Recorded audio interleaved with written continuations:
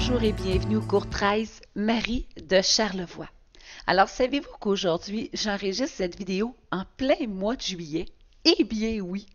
Et j'ai fait une petite recherche. Saviez-vous qu'on appelle des juilletistes ceux qui prennent des vacances en juillet et des aoûtiens ceux qui prennent des vacances en août?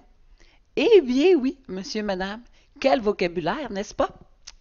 Alors, aujourd'hui, nous verrons le cercle, la circonférence, le rayon, le diamètre et la corde. Allons voir. Alors, c'est un début. Nous commençons la théorie sur le cercle et son vocabulaire. Et je veux te faire part. Alors ça, c'est le cours 13 d'aujourd'hui. Dans le cours 14, je vais te montrer la formule pour trouver la circonférence d'un cercle.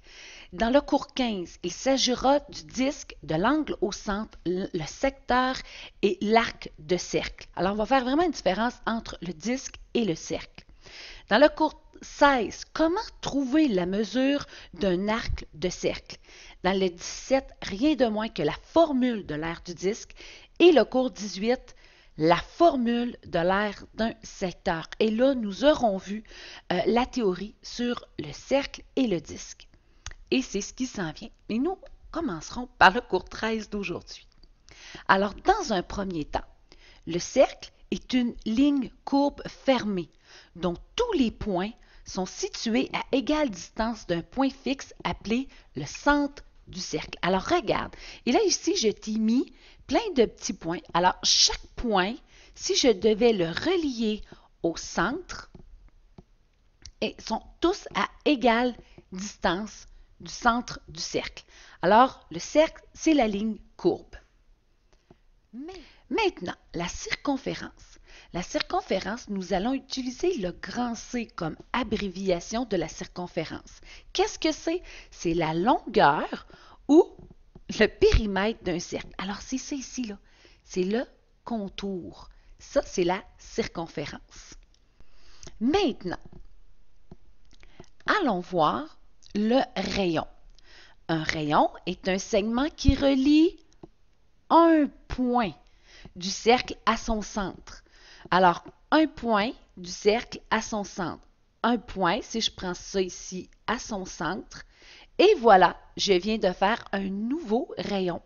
Alors, un point à son centre. Oups, et voilà, un nouveau rayon. Il faudrait penser que ma ligne est droite quand même.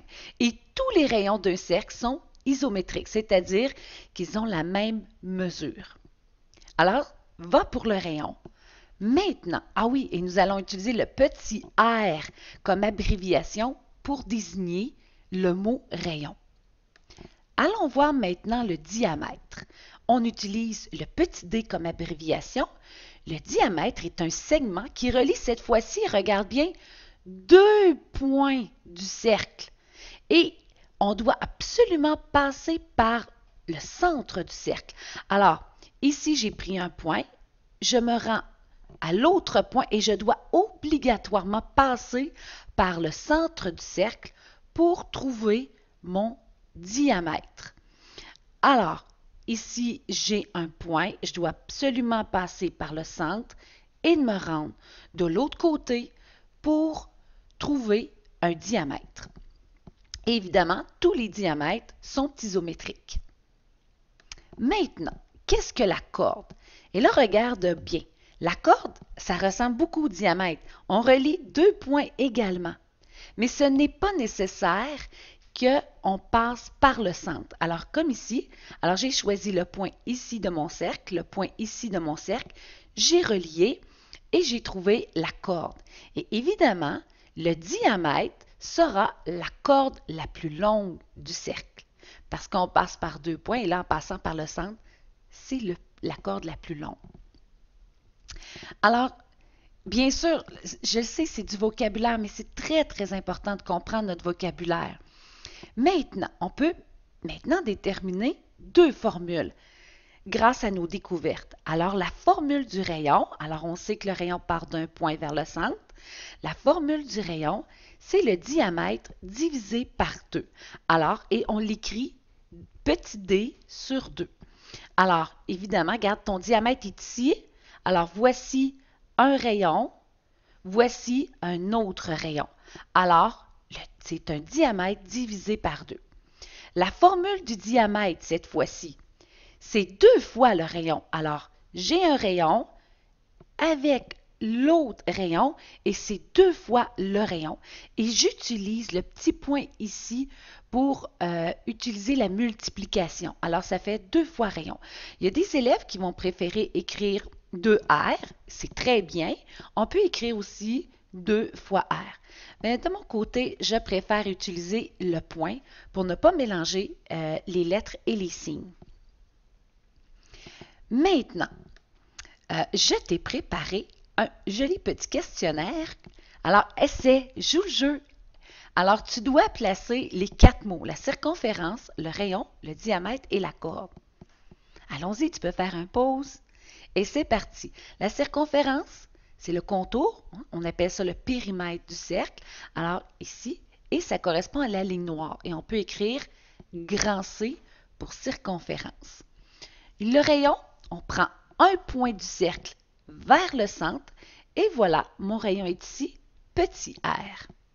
Mon diamètre, c'est 2 points du cercle et il doit absolument passer par le centre du cercle. Alors voici mon diamètre, petit d.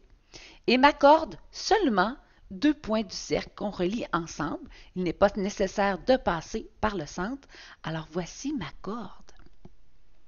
Super! Allons voir maintenant.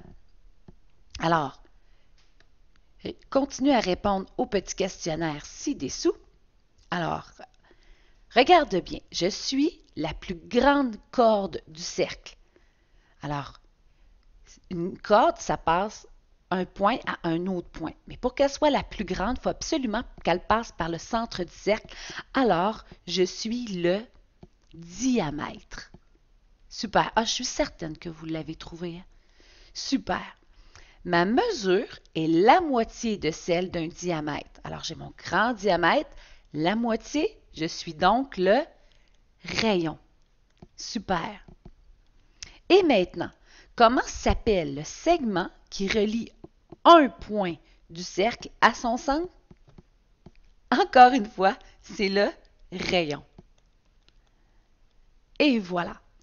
Maintenant, là, tu sais tes formules pour le rayon et le diamètre. Allons voir avec des chiffres.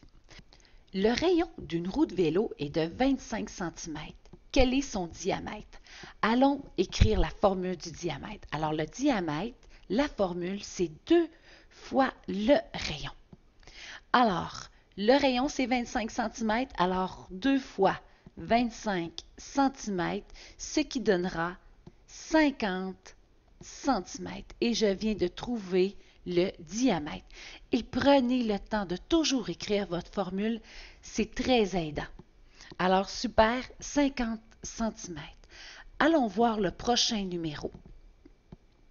Alors, Mélodie plante des tulipes devant sa maison. À l'aide d'une petite clôture décorative, elle délimite une zone circulaire de 1,75 m de rayon. Quelle est la largeur de la zone circulaire? Alors, on va se faire un petit dessin. Et vous savez, c'est pas très grave que mon dessin soit pas très beau, c'est juste pour comprendre. Alors, voici la clôture. Alors, je sais qu'il y a un rayon de 1,75 m. Qu'est-ce que je cherche? Je cherche ici la largeur de la zone circulaire. Alors, la largeur, ça correspond donc au diamètre. Quelle est la formule du diamètre? Alors, 2 fois le rayon. Alors, 2 fois 1,75 m, ce qui donnera 3,5 mètres. Et voilà, j'ai trouvé la largeur de la zone circulaire. Et voici une belle petite question pour terminer. Alors, si Mélodie veut connaître la quantité de clôture dont elle a besoin, que doit-elle calculer? Alors, la clôture, elle va le mettre autour de son jardin, de ses fleurs. Alors, elle doit calculer la circonférence. Et voilà. Super. Avant de terminer, je tiens à te dire que dans le cours 14, nous verrons la formule de la circonférence d'un cercle. Et laisse-moi un commentaire. Il me fera vraiment plaisir de te répondre. Bye, à la prochaine.